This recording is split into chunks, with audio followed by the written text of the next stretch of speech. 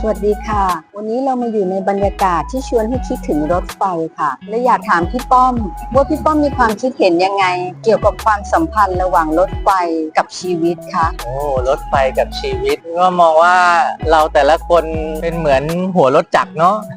ไอ้ที่ให้เป็นหัวรถจักรก่อนเพราะว่าโบกี้มันวิ่งเองไม่ได้เนาะเราคงไม่เป็นโบกี้เนาะแต่ว่าเราเป็นเหมือนหัวรถจักรของชีวิตเนาะดังนั้นชีวิตของเราพอเราเกิดมาเนี่ยเราเกิดมาคนเดียวเนี่ยเราเป็นเหมือนหัวรถจักรเนาะที่ขับเคลื่อนตัวเองได้แต่ชีวิตของคนเราไม่เคยอยู่ตามลำพังไปจริงๆหรอกเนาะพอหัวรถจักรของรถไฟชีวิตมันเริ่มสตาร์ทเนี่ยเนาะในระหว่างการเดินทางแห่งชีวิตอ่ะก็จะมีโบกี้ ทีละโบกี้ทีละโบกี้ค่อยๆมาต่อพ่วงกับหัวรถจักรของเราเนาะเริ่มต้นก็อาจจะมีโบกี้ของคุณพ่อโบกี้ของคุณแม่อะไรเนี้ยอยู่ไปก็อาจจะมีเพื่อนมีฝูงมีครูบาอาจารย์เข้ามาในชีวิตของเราเพราะฉะนั้นเอาเข้าจริงๆแล้วชีวิตเราไม่ได้อยู่เพียงลำพังหรอกเราอาจจะเกิดมาโดยลำพังแต่เชื่อเถอะว่าพอการเดินทางของหัวรถจักรเริ่มต้นก็จะมีโบกี้ของอีกหลายคนเนี่ยก็จะมาเกี่ยวพันผูกโยงเข้ากับตัวเราดังนั้นสิ่งหนึ่งที่พี่ว่ามองดูก็คือว่าเมื่อการเดินทางแห่งชีวิตได้เริ่มต้นขึ้นคำหนึ่งที่มาก็คือความรับผิดชอบไม่ว่าจะกี่โบกี้ของผู้คนที่มาเกี่ยวโยงกับเราอ่ะล้วนแล้วแต่มาพร้อมกับความรับผิดชอบที่เรามีเนาะเพราะเราเป็นหัวรถจักรเป็นหัวขบวนแห่งชีวิตตัวเองเราเดินทางไปไกลแค่ไหนบางทีมันก็เหมือนพ่วงโบกี้มากขึ้นยาวขึ้นทุกทีแต่ว่าอยากให้มองดูว่าชีวิตมันแสนสนุกเพราะว่าถ้าเกิดหัวรถจักรวิ่งอยู่คันเดียวเนี่ยมันก็ดูไม่เรียกเป็นรถไฟเนาะแต่ถ้าเราจะเรียกได้ว่าเป็นรถไฟแห่งชีวิตที่แสนสนุกด้วยนะเราแปลว่าหัวรถจักรนั่นก็ต้องมีพลังพอเนาะที่จะลากพาทุกโบกี้ที่เกี่ยวโยงกับเราในหลากหลายความสัมพันธ์เนี่ยไปกับเราหัวรถจักรที่มีพลังก็จะมีแรงอะเนาะที่จะรับผิดชอบต่อชีวิตหลากหลายที่ต่อพ่วงเข้ากับเรายิ่งมีหลายคนหลายชีวิตก็อาจจะทำให้โบกี้รถไฟมีขนาดและมีความหนักมากขึ้นด้วยเหมือนกันเนาะดังนั้นถ้าเราจะมีชีวิตอยู่ไปแล้วพบว่าชีวิตเรามีน้ำหนักมากขึ้นน่าจะมองมันในแง่ดีนะว่าเรามีความรับผิดชอบเนาะเรากลายเป็นขบวนรถไฟสายยาวแล้วขบวนใหญ่อะนะไม่เพียงแต่ว่ามีคนมาอยู่เนาะบางทีในแต่ละคนเนี่ยหนึ่งโบกี้ของอีกหนึ่งชีวิตเนี่ยก็มีผู้โดยสารของเขาติดมาด้วยอีกนะเราก็เลยไม่ได้เป็นแค่รู้จักใครบางคนแล้วมันจบเนาะแต่มันยังมีคนในสายใยในความสัมพันธ์ของโบกี้นั้นเนี่ยขึ้นโบกี้รถไฟมากับขบวนของเราด้วยงั้นมันน่าสนุกสนานที่ว่าทุกครั้งที่เรามีความสัมพันธ์เพิ่มขึ้นกับอีกหนึ่งตู้โบกี้รถไฟ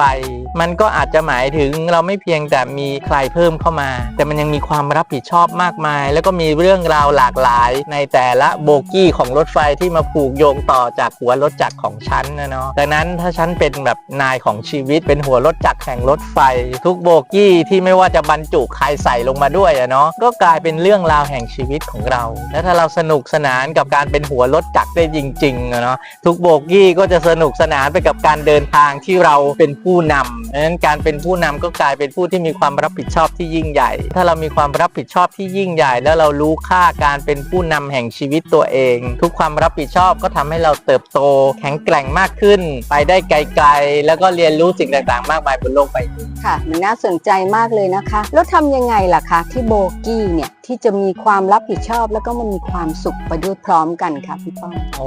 อันแรกเลยค่ะเราต้องมองดูว่าทุกโบกี้ที่มาต่อพ่วงกับเรามันไม่ได้เป็นความหนักหน่วงจริงๆหรอกแต่มันเป็นความรับผิดชอบของความรักเพราะว่าเราคงไม่ไปคอนเน็กหรือไม่ไปต่อพ่วงกับใครที่เราไม่มีความสัมพันธ์ที่ดีอะเนาะบางทีเราก็อยากจะตัดบางโบกี้ออกไปเหมือนกันเนาะ แต่ถ้าเกิดเรายังเลือกที่จะอยู่กับใครหรือใครบางคนเขายังเลือกและรักที่จะอยู่กับเราอ่ะนั่นก็เป็นความท้าทายอ่ะที่จะทำให้ความรักที่เรามีต่อกันในสายใยสายสัมพันธ์ที่กลายมาเป็นขบวนรถไฟเดียวกันเนี่ยมันราบรื่นมันงดงามมันสนุกสนานไปด้วยกันได้อย่างไรหนึ่งในความหมายที่งดงามของความสัมพันธ์ก็คือการยอมรับกันและกันไม่ได้เกี่ยงงอนว่าโอ้ยตู้เธอเสบียงเยอะไปของเธอตู้เปล่าไม่มีอะไรเลยจะมาเกาะอะไรกับฉันเนี่ยเนาะแต่ถ้าเรายอมรับความจริงว่าชีวิตพาเราไปเจอกับใครแล้วเขาจะต้องมีความโยงใยกับชีวิตของเราเราก็เรียนรู้ที่จะยอมรับเขาพัฒนาตนเองที่จะเข้ากับกันและกันให้เกิดความราบรื่นกลมกลืนแล้วไม่ว่ามันจะเป็นสุขหรือทุกข์ในขบวนรถไฟอะเนาะพี่ผมเชื่อว่าสิ่งหนึ่งก็คือมันเพิ่มประสบการณ์ของการเรียนรู้และความเข้าใจในชีวิตมากขึ้นทุกวัน ทุกวัน แต่การเรียนรู้รอบนี้มันก็เหมือนเป็นการเรียนรู้มากมายเกินไปหรือเปล่าคะพี่ป้อมมันหนักหน่วงเกินไปไหมคะหรือเราเลือกที่จะอยู่เป็นหัวรถจักรอย่างเดียวดีคะพี่ป้อม อันนี้ก็เป็นทางเลือกนะคะจริงๆแล้วเป็นทางเลือก แต่ว่าถ้าเราเลือกได้ที่จะอยู่หรือไม่อยู่กับใครมันคงง่ายกว่านี้เนาะแต่พี่ป้อมเชื่อว่าในความเป็นจริงของชีวิตโบกี้หรือหัวรถจักรอาจไม่ได้เป็นคนเลือกเอง ที่จะเอามาผูกมาพ่วงมาต่อกันนะเนาะในความหมายตรงนี้ก็คือว่าถ้าไหนๆเราก็ไม่ได้มีโอกาสที่จะเลือกได้จริงๆเนาะว่าเราจะอยู่กับใครหรือไม่อยู่กับใครได้จริงๆนะบางทีเราก็ต้องอยู่กับใครที่เราไม่อยากอยู่และบางใครบางคนที่เราอยากอยู่ก็ถูกปลดออกไปจากหัวรถจักรของเราเนี่ยดังนั้นความท้าทายก็อยู่ตรงที่ว่าไหนๆเราเลือกไม่ได้ว่าจะต้องเจอหรืออยู่กับใครเราก็ควรหาความหมายและคุณค่ากับโบกี้ใดหรือใครก็ตามที่เข้ามาผูกโยงกับชีวิตของเราให้ได้และตอนนั้นแหละที่พี่ป้อมเชื่อว่าการเติบโตของชีวิตหรือการมั่งคั่งไปด้วยประสบการณ์อันหลากหลายมากมายก็จะเติมเต็มความเป็นผู้ใหญ่เนาะความแข็งแกร่งและก็เรียกว่าการเติบโตทางจิตวิญญาณให้กับเราวันนี้ก็ขอบคุณพี่ป้อมนะคะ เกี่ยวกับความรู้ความสัมพันธ์ชีวิตและรถไฟขอบคุณมากค่ะขอบคุณค่ะ